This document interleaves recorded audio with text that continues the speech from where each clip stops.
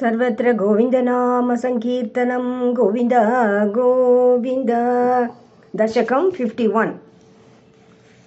कदाचन व्रज शिशुभिः समं भवान् वनाशने विहितमतिप्रगेतरां समावृतो बहुतरवत्समण्डलैः सते मनैर्निरगमदीशजे मनैः विनीर्यतस्तव चरणाम्बुजद्वयात् उदञ्चितं त्रिभुवनपावनं रजः महर्षयः पुलकधरैकळेभरैः उदूहिरे धृतभवदीक्षणोत्सवाः प्रचारयत्यविरलशाध्वले तले पशून् विभो भवति समं कुमारकैः अघासुरो न्यरुणदघाय वर्तनीं भयानकः सपति शयानकाकृतिः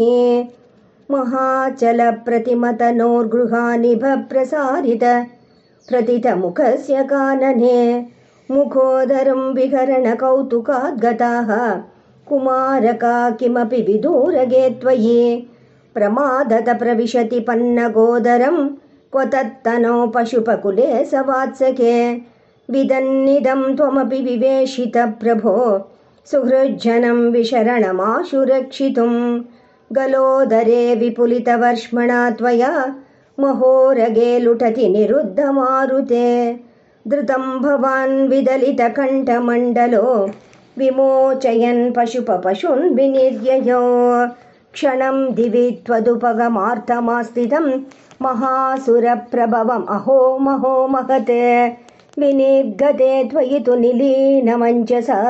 नभस्थलेन नृतुरतो जगुत्सुराः सविस्मयै कमलभवादिभिः सुरैः अनुद्रुतस्तदनुगतः कुमारकैः दिने पुनस्तरुणदशामुपेयुषे स्वकैर्भवान् अतनुत भोजनोत्सवं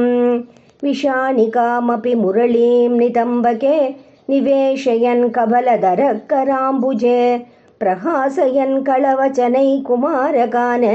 बुभोजितत्रिदशगणैर्मुदानुतः सुकाशनं त्विहतव गोपमण्डले मकाशनात् प्रियमिव देवमण्डले इति स्तुतस्त्रिदशवरैर्जगत्पते मरुत्पुरी निलयगतात् प्रपाहि मां सर्वत्र गोविन्दनाम संकीर्तनं गोविन्द गोविन्द।